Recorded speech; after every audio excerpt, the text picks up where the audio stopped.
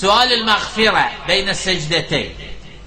سؤال المغفرة بين السجدتين أن تقول رب اغفر لي رب اغفر لي، والواحدة هي الواجبة، الثانية أو الثالثة أو الرابعة على حسب ما يجعلك الإمام أن تقول، فتقول. وهذا اللفظ هو الصحيح فقط بين السجدتين، أن تفترش رجلك اليسرى وتنصب اليمنى وتقول رب اغفر لي رب اغفر لي رب اغفر لي. هذا هو الثابت، والدليل على ذلك قوله صلى الله عليه وسلم بين السجدتين رب اغفر لي رب اغفر لي.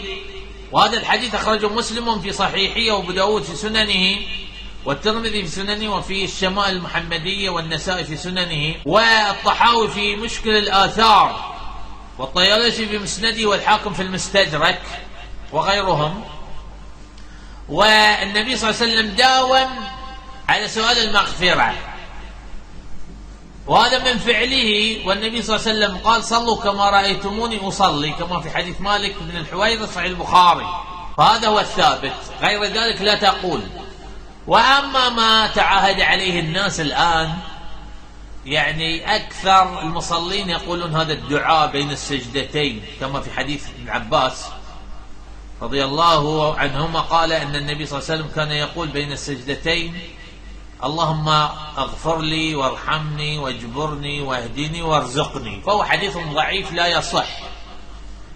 أخرجه أبو داود في سننه، والترمذي في سننه، وابن ماجه في سننه، والحاكم في المستدرك، وأحمد في المسند، والبيهقي في السنن الكبرى، وفي الدعوات الكبير، وابن عدي في الكامل، وابن المنذر في الأوسط، والبغوي في شرح السنة، وفي مصابيح السنة، وغيرهم.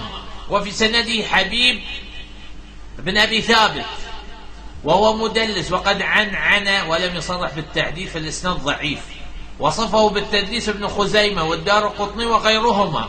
وانظر تعريف أهل التقديس لابن حجر والتقريب له، فالإسناد ضعيف، وإن صحح بعض أهل العلم، لكن الحديث ضعيف. فلا تقول بين السجدتين اللهم اغفر لي وارحمني واجبرني واهديني وارزقني. لماذا؟ لأن الصلاة توقيفية، لا يجوز للشخص أن يزيد فيها ولا ينقص منها، لابد أن يقول كما قال النبي صلى الله عليه وسلم، ويفعل كما فعل النبي صلى الله عليه وسلم في الصلاة، لأن هذه الصلاة لابد أن تكون بدليل.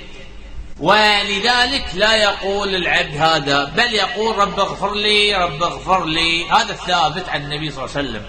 وفي ناس يزيدون كذلك من السجدتين، اللهم ارحم أبوي وارحم كذا وارحم فلان.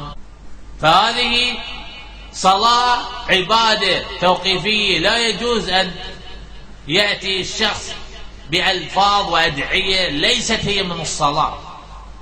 ولذلك إذا صليت يعني مع الناس ترى بعض الأشياء يزيدون، فاتقن صفة صلاة النبي على طريقة أهل الحديث، تأخذ صفة صلاة النبي من كتب أهل الحديث أهل الأثر بس، في الأحاديث الصحيحة والتخاريج وقول أهل العلم الراجحة الصحيحة الموافقة للكتاب والسنة.